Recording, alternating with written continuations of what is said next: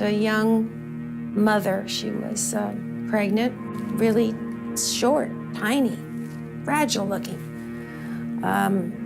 Got up and testified to her experience of getting off the bus at the Wright State campus and then having to wend her way on foot over the I-675 overpass, which is a very busy overpass, which has no pedestrian sidewalks, no pedestrian stop signs, and yet here she was, a young, vulnerable, pregnant woman who walked that at night to an entry-level job and talked about what it was like in the winter when the roads were slippery and icy.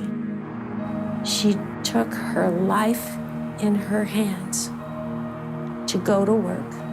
I looked at her and I thought, this is a terrible thing.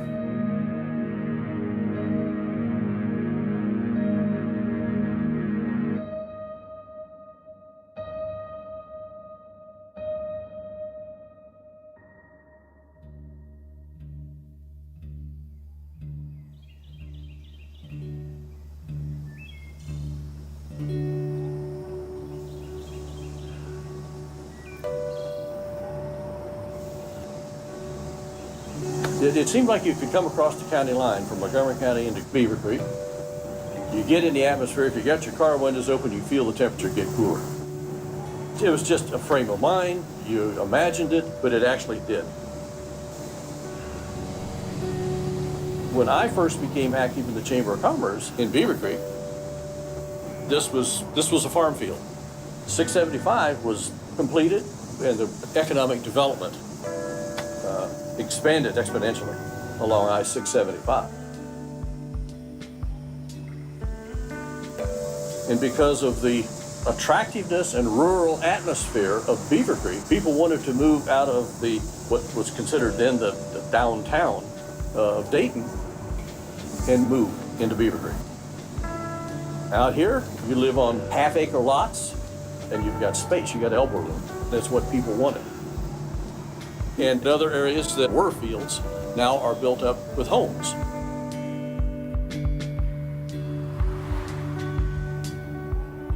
I moved here in '85. I saw Beaver Creek as a place where families really cared about kids and people. I viewed it as my hometown and a place to thrive. My neighbors are nice, and we have community events, and we care about, So there's a lot of good things that happen in Beaver Creek. The population has increased by almost 40,000. We're approaching, in Beaver Creek, 50,000 population. The contractors have just gone crazy in development. Beaver Creek is a great location, so developers want to put things here. Mm-hmm. Particularly along I-675. Two of the largest major shopping centers are both located in Beaver Creek.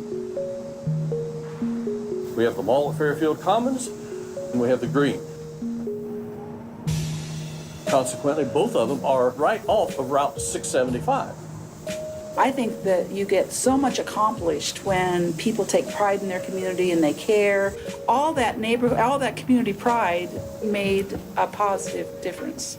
And I think paid off very well.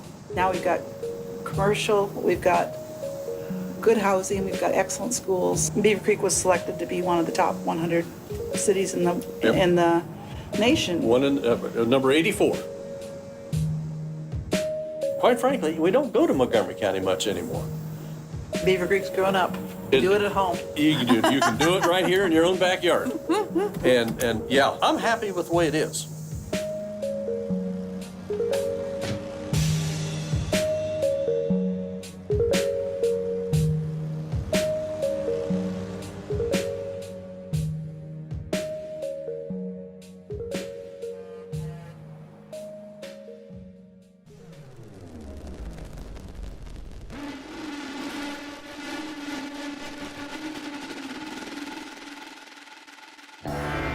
What the Industrial Revolution gave us was an elevator to match the middle class.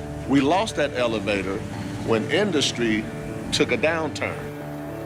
Chrysler and General Motors and the Dayton Tire and Rubber Company, and NCR was another one. We thought that the goose that laid the golden egg would never fly out, and it did.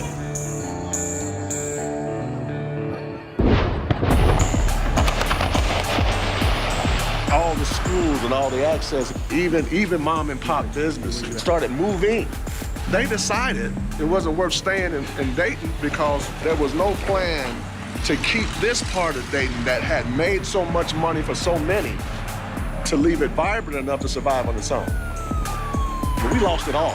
And so if I'm coming and I'm an investor, and I want to see where all your growth is happening, where your school districts are growing, investors decided if it's not near 675, then it wasn't important. We weren't worth investing in.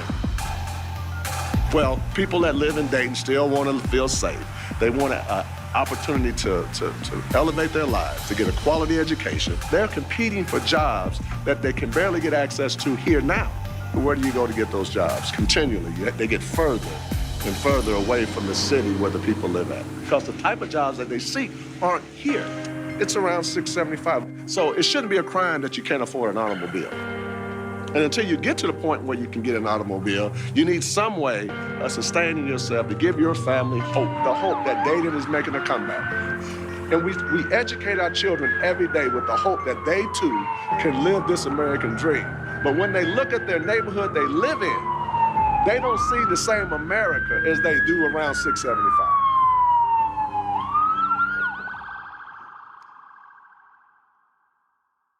LEAD is Leaders for Equality and Action in Dayton. And LEAD is out to make a better, in this case, Montgomery County, City of Dayton, a better place for the multicultural that's here. It's a community organization composed of the social action committees of a bunch of local churches. White churches, black churches, churches from all around the area. And LEAD is a proactive system, speaking up for persons who don't have a voice for themselves and getting people to realize that when we all get together and we all speak with one voice, that people listen. They put their heads together and decide and look at problems in the community and decide which of those that they want to take on. We have what we call a problems assembly. We gather persons from the neighborhoods and ask, what wakes you up at night? What keeps you up at night when you think about injustice? At some point, a few years ago, they decided that access to transportation and transportation equity was an important issue that they wanted to get involved in. They noticed one particularly outrageous example of access to transportation being denied. And that was the situation in Beaver Creek.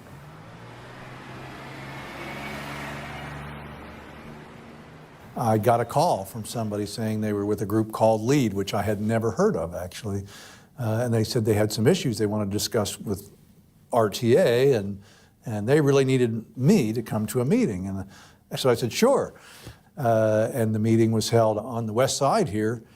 And I arrived that night, and it was a gridlock. And there were several hundred people when I got to the church, and when I tried to get into church, they said, oh, no, are you Mark from RTA? I said, yes. They said, no, you come with us.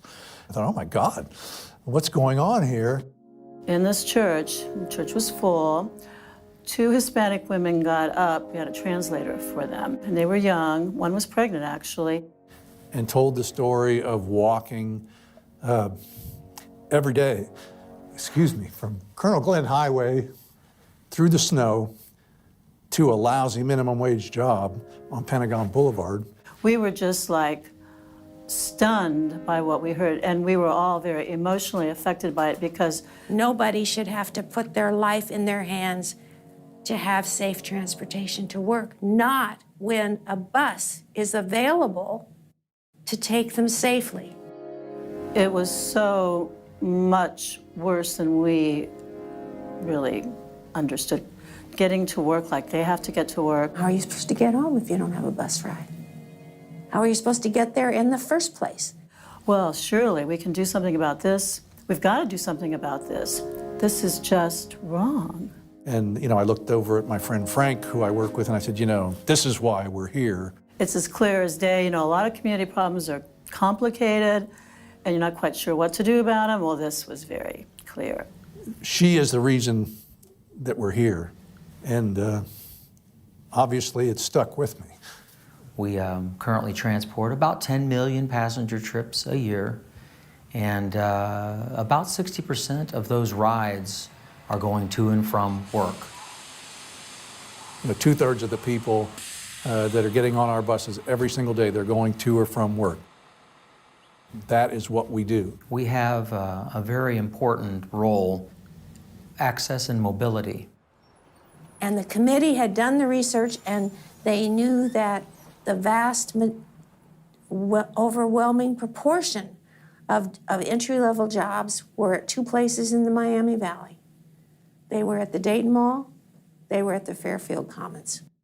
What I didn't know is that they had a way of doing business, which was basically to put folks on the spot in front of a large group of people and get them to commit to doing exactly what they wanted. So I'm standing there looking out at this large crowd of hundreds of people, and the place went silent, and are you willing to change? Are you willing to help? You get 1,000 people looking at you, and you're the person with power, and you got 1,000 people looking back.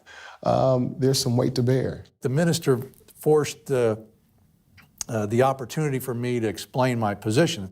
So you explain to these people who are buying your product, you explain to these people who are your constituents, and you tell them why you can't do something for them. We're happy to talk to you about it. These are things that I don't have the authority to do, but we would want to do some analysis, and then we would decide.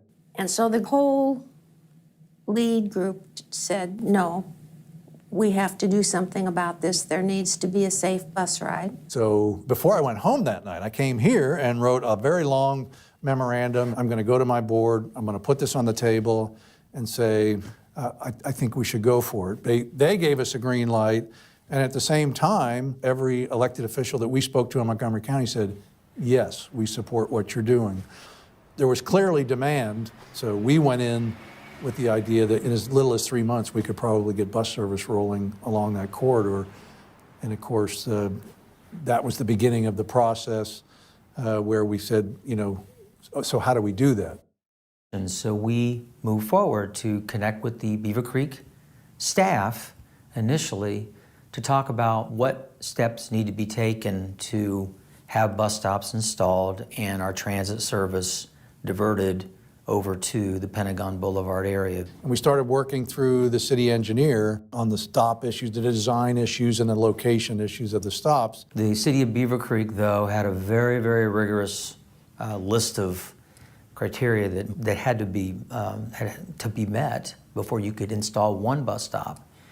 It was very challenging. There was a lot of pushback, but there was progress. We complied with all of the requirements of the ordinance. Our I's were dotted, T's were crossed. So we prepared for the public council meeting where we anticipated a vote, and it had been suggested to us directly that if we were in full compliance with the ordinance, that the council had no choice but to approve our application. That's exactly the way it was said to us. Our first item up is a public hearing for the transit stop application. Is the applicant here to give the presentation? When we got into the meeting, at that point I decided there's nothing really for me to say other than we are in full compliance. We'd like to move forward with our project. Thank you very much for having us today, and thank you for considering our proposal. Dave Beach, the city engineer, was asked to make the presentation. He did. Through a number of iterations of the application to get to where we are today. Basically said really all that needed to be said. He made it clear that we were fully compliant with the ordinance as he understood it. Tonight completes the review of the application. If we're compliant, council action is per our ordinances. It's decision time, folks. I think that the plan that Mr. Beach worked on with the staff is the best alternative that we have. Given that, I would recommend approval of the plan as presented. From the get-go, I knew that there was a law on the books and RTA met all the aspects of it. RTA has met the rules that Beaver Creek has set forward. They had to be approved. they have the right to be in Beaver Creek. You know, the first time that there was a public hearing, kind of looked like the city council out there was going to do the right thing. We've had many public hearings, applications, plans, ordinances, resolutions come through before us. You know, I appreciate everyone being here and speaking to council. I really appreciate everyone's input. In every instance, I've reviewed them thoroughly. So in my estimation, there is a considerable amount of bus service from Montgomery County that already makes its way into the North Beaver Creek area. I'm here to represent our citizens, as all of us are. And then you saw this sort of 180. I have not been presented with a case where this application presents any benefit at all to the city of Beaver Creek. You know, the city of Beaver Creek did a huge survey on what our citizens want, and they strongly have said that they did not want this type of transportation in our community. And unfortunately, the people that have sent me letters in support of RTA are not from within Beaver Creek. Majority of the city council did not hear that there was a law on the books and RTA met all the aspects of it. One of the problems with surveys is that you do not know what was totally the basis upon which the person was thinking. I sincerely believe they did not hear that. Mr. McHugh, just to clarify, maybe I misunderstood the conversation regarding the law. As long as they meet the ordinance that we set forward, we need to approve that, right? Am I misunderstanding that? Council can approve it, can deny it, can modify it. If council chooses to, the basis of denial, you would need legitimate, non-discriminatory reasons to act upon a denial, basically. And what might those be? I certainly would have no problem providing to council legal guidance with respect to these issues. I think in fairness, I would prefer to put that in writing and not do it off the cuff tonight. Would a simple motion to table suffice? That'd certainly be appropriate. You do have 45 days. I think they still thought that they could make some changes to the ordinance. Yep. And we said we need to consult with legal, and we need to find out where we stand. What is our position? What can we do or what can we not do? I think the pertinent thing for us to do right now would be to table this. I don't want to make a decision tonight. I don't want this to be an emotional decision. And that's when you got the sense that there was a real problem here. I have a motion and a second to table the action on transit stop application. All in favor signify by saying aye. Aye. Opposed? Aye. 6-1. Motion carries. Immediately, the issue kind of became real public, the fact that the RTA wanted to take buses there, but the city of Beaver Creek was not embracing the idea. That became public and obvious.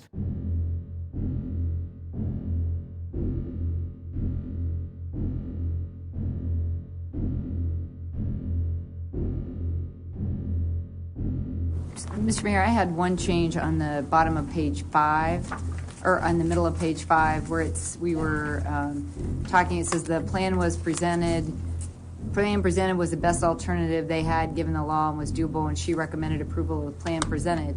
There was a time when I had hoped that Vicki Jambrone might be the champion on that council. I think what I said is that I recommended that we consider the plan as presented, not approve the plan as.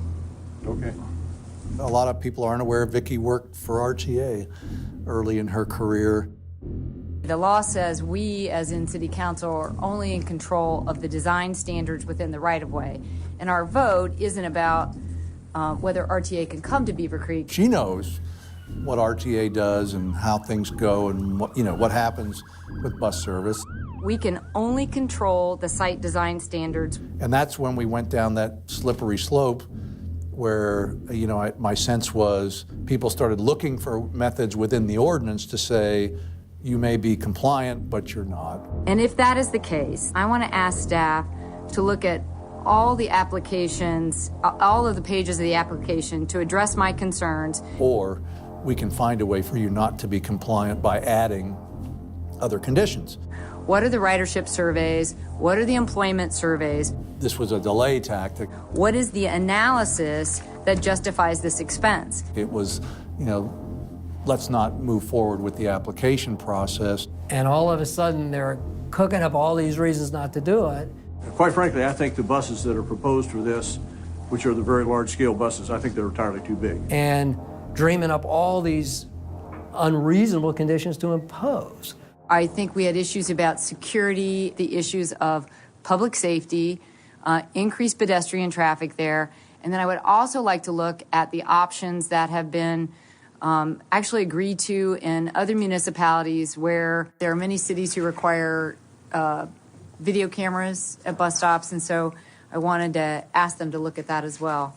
I would like to see this on a closed loop.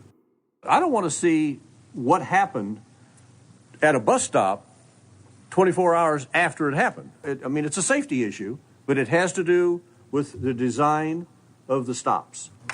So additional design requirements that I'm asking staff to look at, if we agree as council to do that, would be lighting, cameras, fencing, and queuing. Add that to, we got to have an agreement on that. The first list had 19 new requirements that the council felt they had the right to add. So I think there's a lot of things that need to be looked at, and Jerry's mentioned some. We've all mentioned items that need to be looked at. And I think before we would pass this, I believe that we need to look at the bus stop shelters. And I know a lot of people deny this, but there were full climate-controlled bus shelters demanded in that list of 19. That we look at environmental controls. And that would be heating and air if that's going to be necessary. Which, we only found one air-conditioned bus shelter on the planet Earth, and that was in Dubai. We would sit at a meeting and we see all these fancy papers and know that they're talking about hundreds and thousands of dollars of bus stop fancy stuff. So to do all these other ridiculous, extraordinary things were obviously just attempts to derail, the eventual service being located on the street. And it's a bunch of nonsense. It was a situation that just, the reality of it communicated itself very clearly and very widely to the community. All right, if you'll jump through this hoop and spend all this money, then maybe we'll let you put a bus stop here. And it was a game like that. Even though the language being used to turn down the buses was very coded. It was all about crime. It's hard for me to understand those who suggest that Beaver Creek citizens have no good or reasonable basis for the concerns, given all of the issues that have been at the Salem Mall, the Dayton Mall, and downtown Dayton. But when they started speaking, they said, we don't want our community turning into the Dayton Mall, the Salem Mall. I want to be sure that we safeguard our citizens' interests. So we didn't bring the issue of race in. They implied it by their statements. That doesn't mean that the people on the bus are bad. It doesn't mean that the bus is bad. That the people they were talking about were centered in the African-American community. These are not manufactured concerns, and they're real and they're well documented, and they need to be discussed. I had tried so hard to explain why it was important. All these topics that you're bringing up make it sound like there's a lot of fear, and I think these buses won't just have criminals. These are going to be regular people. Mrs. Van, excuse me, Mrs. Van. They just didn't get it.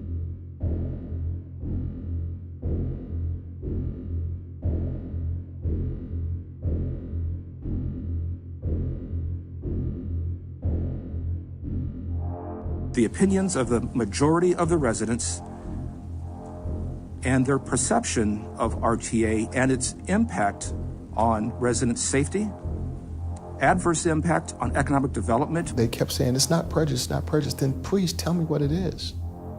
What is your fear? As a result of that, potentially impact the quality of life for the citizens. People are coming out to spend their money in your community. And I cannot see in the future me looking back and my decision causing Pentagon Boulevard to be the corner of chaos. So, thank you.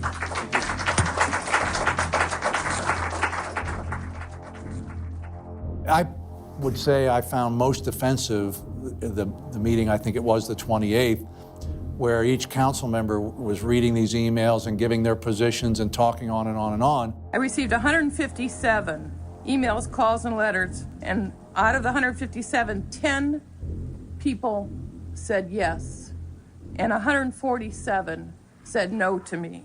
And to hear this select group of negative comments coming from emails that people supposedly received. It is of the people, for the people, and by the people. My guess is all that total was probably a tiny little fraction of the population of Beaver Creek, and yet we're going to go through this, and it was quite a show. I don't care whether it's federal money, Montgomery County money, local money, or state money. It should be about, that's all our money. And that's what this is all about. The people of Beaver Creek, in my opinion, have spoken, and they have spoken very loudly, politely, but directly to the point. But no one else in that room was given an opportunity to speak prior to them taking a vote on this issue. Resolution number 1133, it's a resolution by the Beaver Creek City Council approving an application by the Greater Dayton Regional Transit Authority, RTA, for the location of certain public transit stops in the city of Beaver Creek. And I will please ask for a roll call vote. Councilmember Howard? No. Councilmember Petrak? No. Councilmember Wallace? No. Vice Mayor Jarvis? No. Councilmember Giambrone? No. Mayor Hadley? No.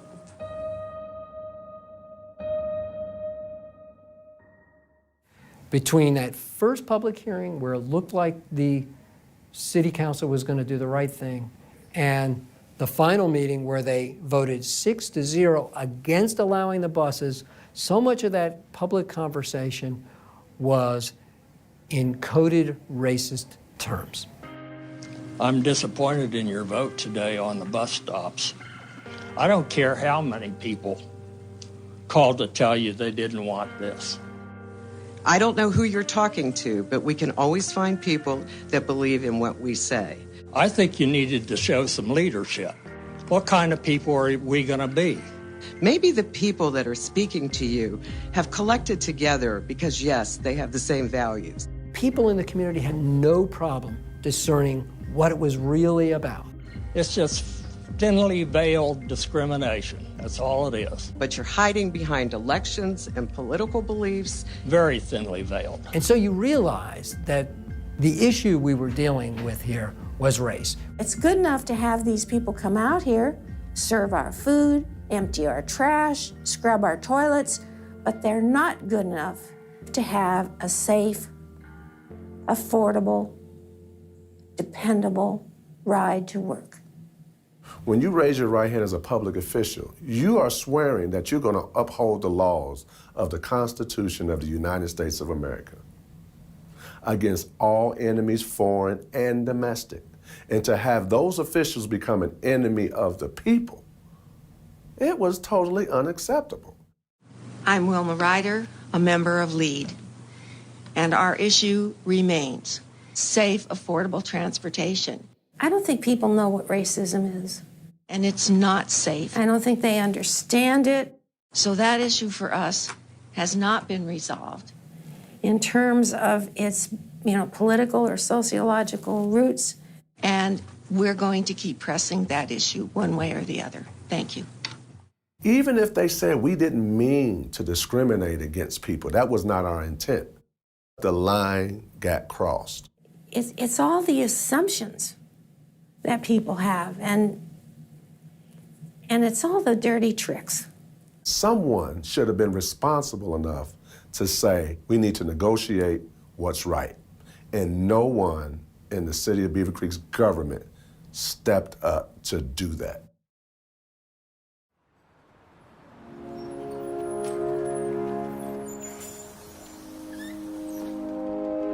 At that point, it was becoming really clear to us in the research we had done that if RTA took on this Beaver Creek issue by itself, we would probably never prevail. For the simple reason that in legal terms, we were not an affected party. And we couldn't be. We're a bus system. We're a public entity. There's no negative impact to us that we could argue that would win the day. We needed someone who is directly impacted by the city's refusal to let us on Pentagon Boulevard to be out in front. And I think the folks at LEAD, they didn't need my help. They immediately said, this is why we exist. You know, this is a cause that we believe in, and we will take this on. When we got to know, obviously the news media jumped right there on it. And new at 11, the bus stop battle in Beaver Creek. We're going to have to wait even longer for bus stops? Yes, we were frustrated. The council unanimously rejected the application. Yes, we couldn't understand. Residents argue the decision made Monday night, it's discrimination. There's always that kind of thing like, should you just cut your losses and move on to another important issue? And it was like, for me, it was no.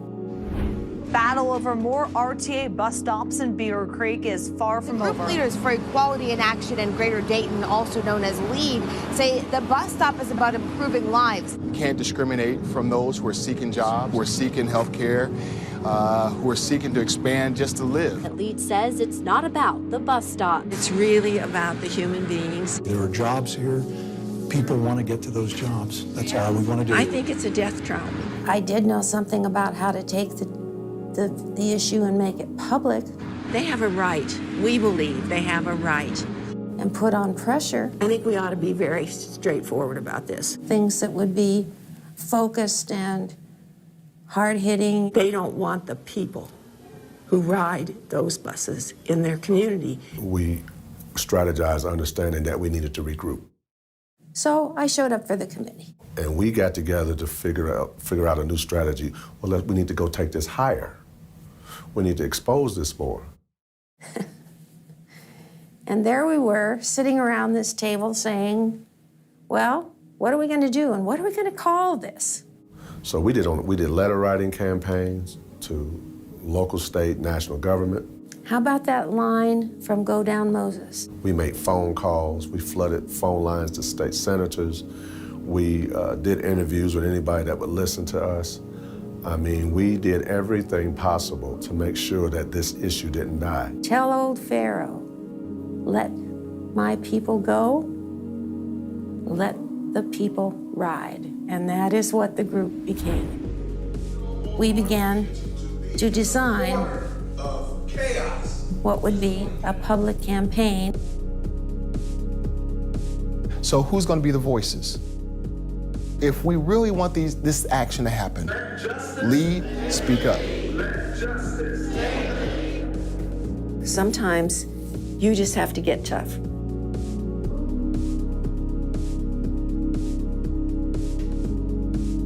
LEAD had made a request to the city of Beaver Creek to do kind of a parade over the bridge. Imagine the human bus, a group of 50 people walking across Colonel Glenn Highway, across 675 from the last bus stop to the Fairfield Mall. And the response was given to them that it was not safe to do that. And I said, well, gee, did you get that in writing from the city? Because that's the whole point of what we've been talking about for 4 years. Whether it rained or whether it shined, on Saturday, on Sunday, men, women, black and white, multicultural people joining hands with us, holding signs of pickets. One of my favorite signs that came out of this demonstration was, we are those people. There was a little boy, Caucasian boy, and his mother and father. The little boy told his mother, I want to stand with him. And he grabbed me by the hand. And we stood there with our sign. And I'm sorry for getting choked up, but this little boy was as proud as he could be waving his sign, shouting, let the people ride.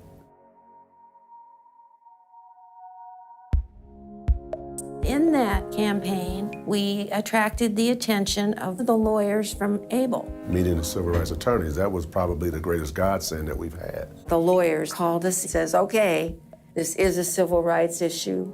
We think you have a case. There really were some things in the law that we might be able to work with that could add something to the overall campaign. We came upon Title VI of the Civil Rights Act, which says that if you're accepting federal benefits, you're not discriminating against folks based upon race or national origin. I was very surprised that they came up with that reason. I thought, well, they can't do that. That's not why we decided it. I didn't think they had cause. We're not claiming And we didn't try to show that there was a discriminatory intent. That's really hard to show. But in the first place, there was never a Title VI even considered. Never, ever was that discussed at all. What we claimed and what we showed was that there was a disparate impact. In other words, it's a way of proving discrimination when you don't have overt statements of intent. Beaver Creek is 3% African American. The city of Dayton, where the bus that they wanted to run there comes from, is more than 40% African American. More than 70% of the riders on the RTA buses are minorities. So the statistics make it very clear that if you bar buses from your community, you're going to have a disparate impact on minorities. And so they were justified in filing a complaint the way they did. By seeking relief from disparate impact, really what you're doing is you're taking into consideration the historical context within which something exists. The way cities are built, the way schools are built, there is an institutional side to racism all over the country.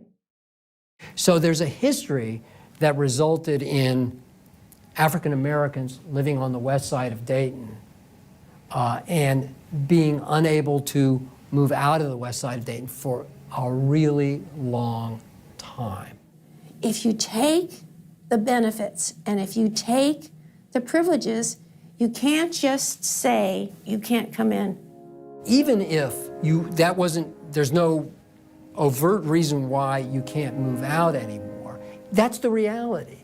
And we need to be able to recognize that in our law. So if you have rules that say it's going to be hard to get from West Dayton to where the jobs are, maybe even if there's no intent, it has a disparate impact because of the history of housing and development, and et cetera. Because otherwise, we have no ability to overcome our history.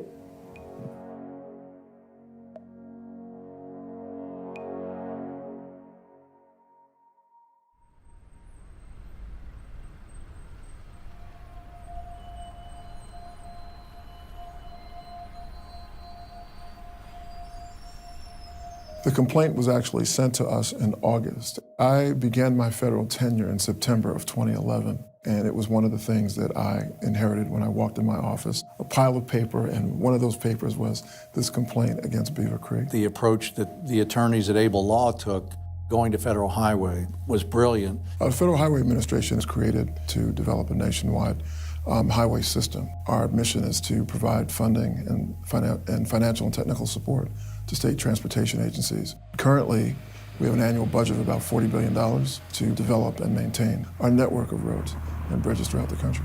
Beaver Creek was developed on the dole. I don't think they want to admit that, but they got a lot of money. And we did our research and discovered that money that we provide to the Ohio Department of Transportation actually filters down to Beaver Creek's Department of Public Works. It wasn't clear why they had determined not to have any types of bus stops intersecting this community. So I immediately dispatched an investigator to go to Beaver Creek and to meet with the complainants and to do a thorough investigation to determine the merits of that issue, that complaint. Warren Whitlock, our Associate Administrator for the Office of Civil Rights, determined that he wanted to have the investigation conducted out of our headquarters office, out of the Office of Civil Rights. We talk about civil rights from the standpoint of people being compliant and doing the right thing. At the end of the day, we want entities, we want municipalities to do the right thing. Our ability as Federal Highway, if we were to determine that the process had a discriminatory impact, we would then request the city go back and redo it in a non-discriminatory manner. If there are entities that are, reluctant to doing the right thing, should we find a violation, we have the hammer of withholding federal funds. I scheduled the on-site visit for early April of 2012. So they brought a team basically to our community and did, I'd say, an exhaustive investigation, talking to every involved group, especially the impacted parties. They spent a great deal of time here at RTA and then with representatives of the city as well. Based on those conversations, it wasn't very difficult to determine that these people had a legitimate issue. And we hoped that the agency would address it. Our lawyer said, well, what do you want to do? What do you want to do with them? And we said, we want to take them on a ride. We want to take them on the route.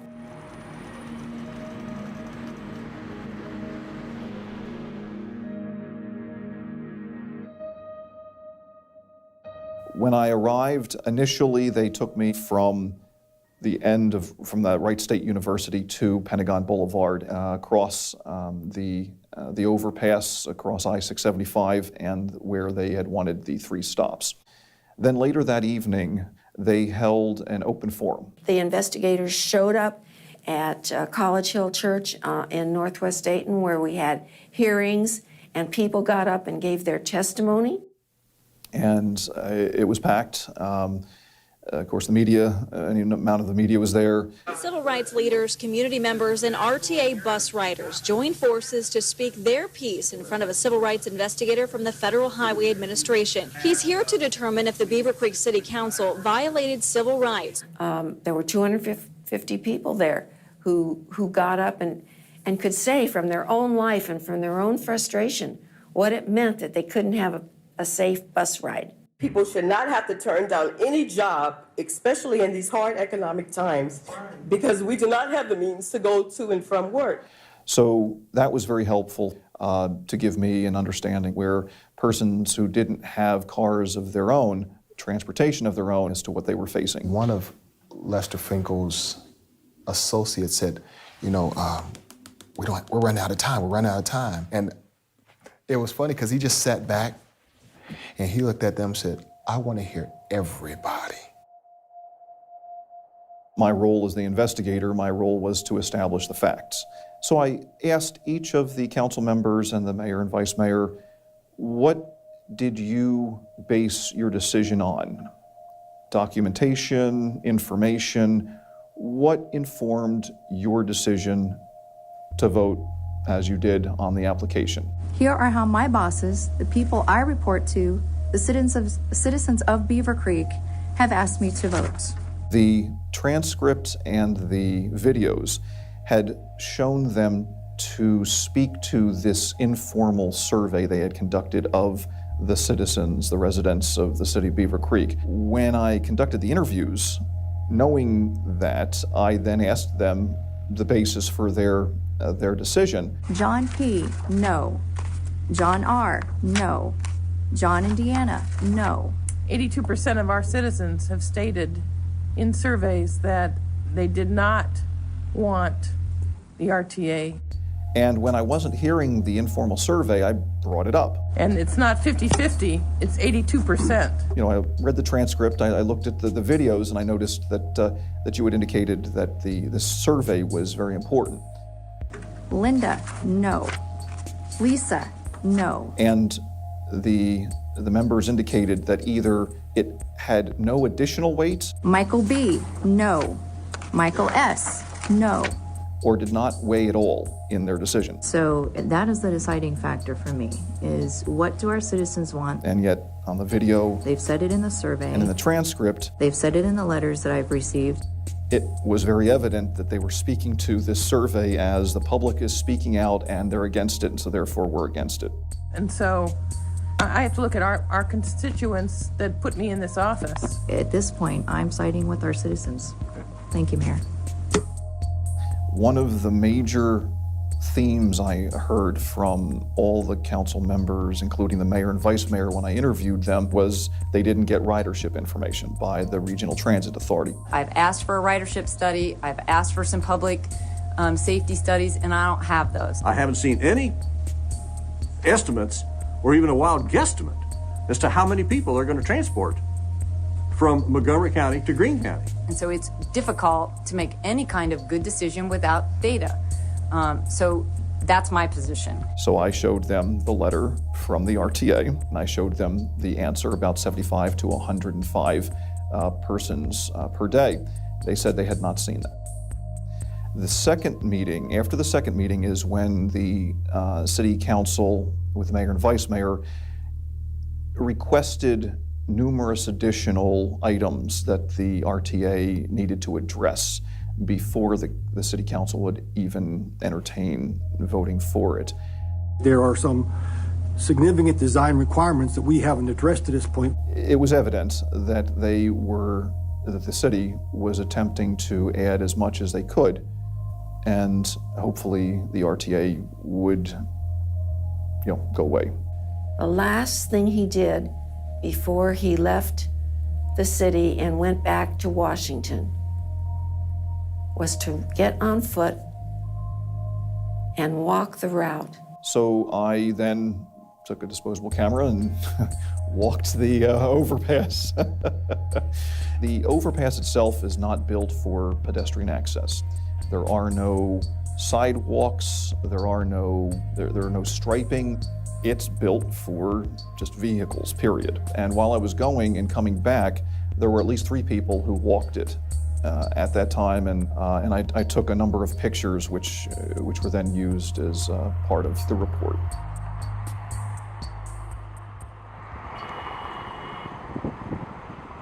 And then they just, they kind of went back to DC and worked on this for a while. We didn't hear from them for months. We went through all the alternatives. We went through every possible perspective that the city council could have designed. We looked around the country to determine if there had ever been a violation of Title VI and what the grounds and the basis were for those. They didn't really have a track record of dealing with these kind of complaints, so there was no way of knowing how they would deal with this. We did not have an internal precedent on which to stand. We didn't expect a lot. The first question that came back to me from my chief counsel was, Warren, this is your decision. How do you want to proceed? And I said, I had to think about it, because there are, Federal Highway is not a compliance organization. Federal Highway, as I mentioned, our job is to help fund and maintain roads and bridges. With these civil rights offices, this is a really important aspect of our work. So I recognized that this was going to take us in a different direction. So I said, look, there's no other alternative, but I'm getting emotional. It's tough. There's no other, can we stop?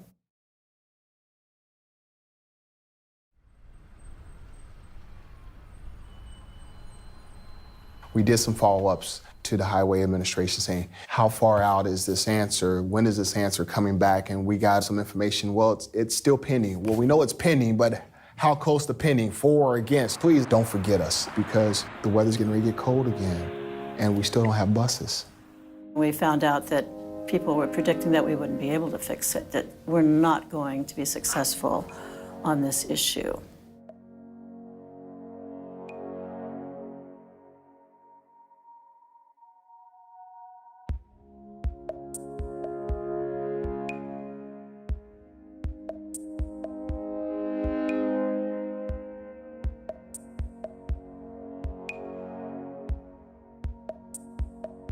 I was sitting in this building with a meeting of the joint committees of my board, and I had my iPad up, and I saw, boom, there's an email from Lester Finkel at DOT.gov.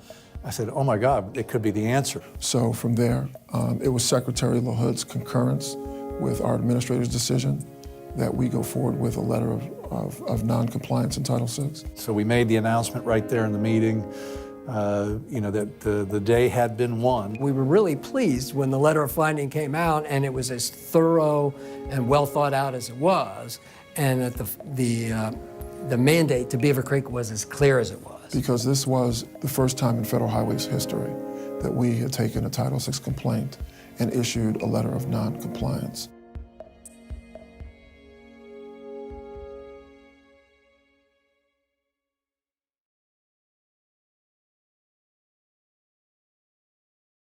Our law firm was retained to evaluate the city's legal options in light of the Federal Highway Administration's letter of finding.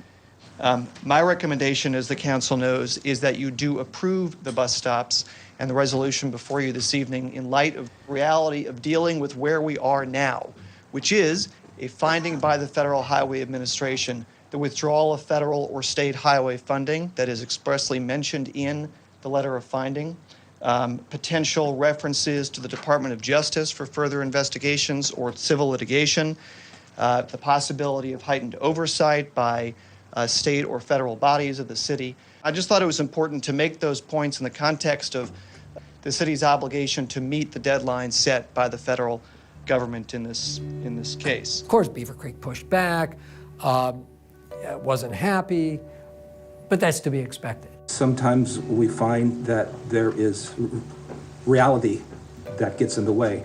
$10 million or so million a year from the federal highway. Unless we want something catastrophic to happen in our city with our finances, that we don't have a lot of choices here.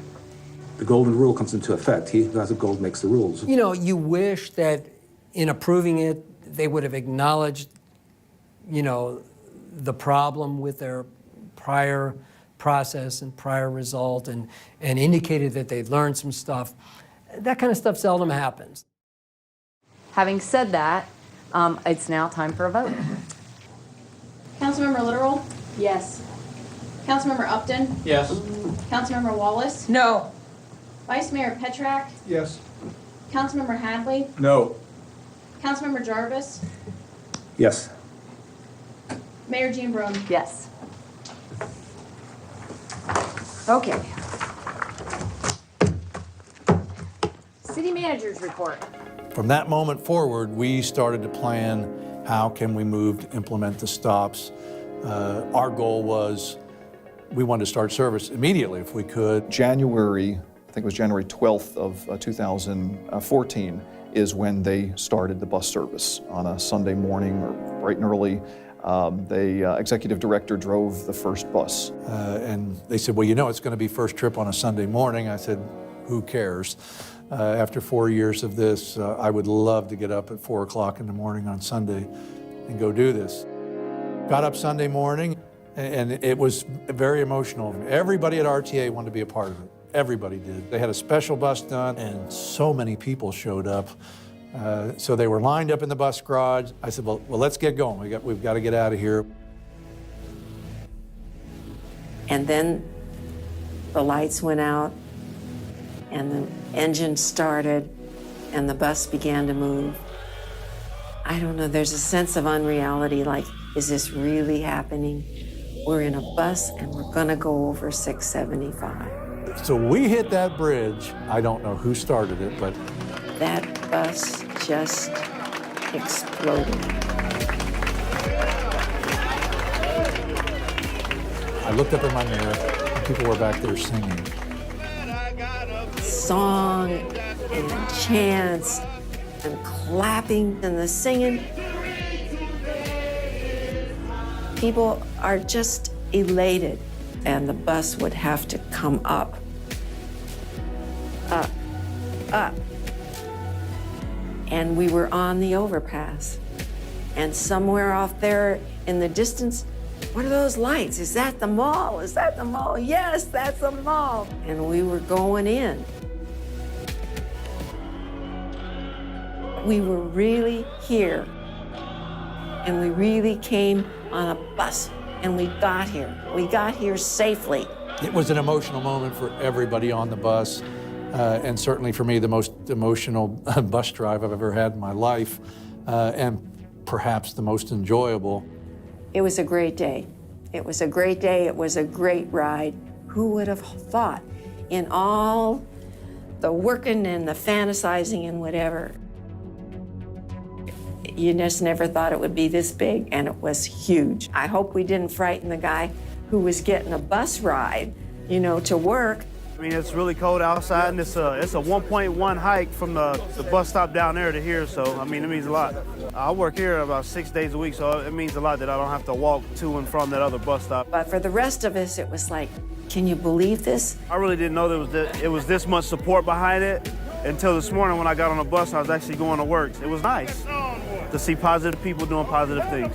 People saw that happen, and people thought, that's great. Look at that, man. People are actually winning. If you get a group like Lee, a small, determined group, like Margaret Mead once said, who wants to work hard and fight hard on an issue, they can overcome some pretty significant odds and achieve something significant and important. That's a great lesson. I mean, municipalities around the country have been calling our division offices, asking them what they need to do to be in compliance with Title VI. I would venture to say 80 to 90% of federal recipients do not understand their responsibilities under Title VI. And our job is to help them see what the right thing is to do. I have no interest at all in judging them as individuals. I objected to it being built. It got built.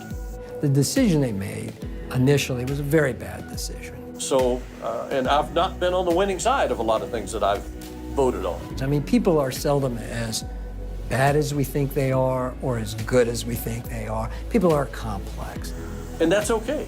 To the extent some of their ideas that it was going to bring crime to the community, they're now learning that that doesn't follow from bringing buses. I mean, I don't think anybody should feel bad about it being there. And hopefully the entire community is learning something from this. We're seeing all these Supreme Court decisions, knocking down the Voting Rights Act, impacting other civil rights rules that are based upon the idea that somehow we're in a post-racial discrimination world. And that's not true. Because for me, through this whole thing, I never lost the picture in my mind of that little pregnant woman in her, I knew, minimum wage job, trying to help her family keep their family afloat. She deserved a safe ride to work. And I wanted that ride.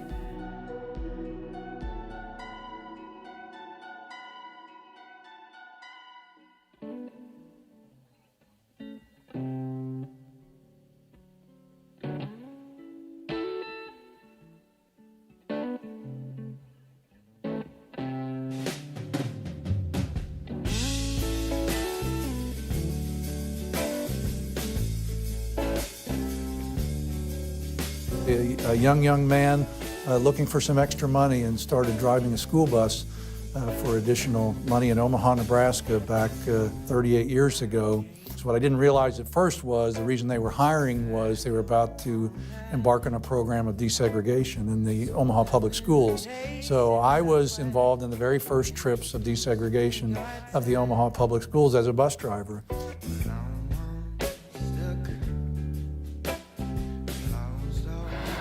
In the 1950s and 60s, it was about whether or not you had the opportunity to choose your seat on the bus.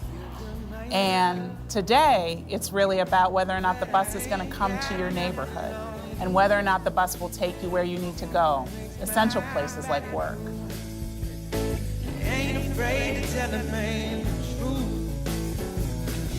Cases like this one in Beaver Creek are critical to lift up for at least 3 reasons. One, it allows other communities that may be victimized by policies that have a disparate impact to be aware of their legal options. 2, it might incentivize the federal government to step in other areas where they have not in the past, and to be as aggressive and forthright as we've seen the Department of Transportation, Federal Highways Administration be in this situation and their findings. 3, it helps to educate and inform local and state governments and other recipients of federal aid of their obligations under civil rights laws, in that they cannot have policies that are neutral on their face, but disproportionately harm certain communities. I just wanna let you know I won't give up that easy. We work with our state and our local partners to ensure public safety, to work out any issues that might arise, and it's actually very productive and very positive.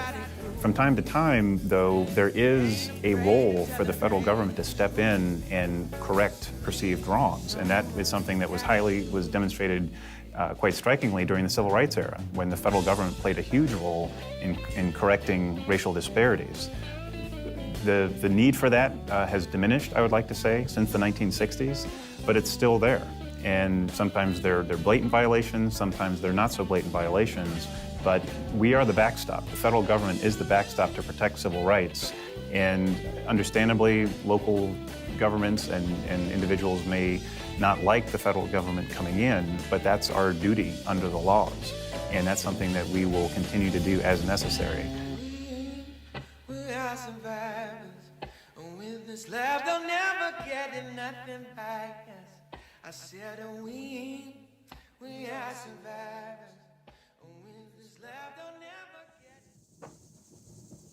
There will come a time when RTA is going to ask for more stops because they can't be limited to Colonel Glenn Highway.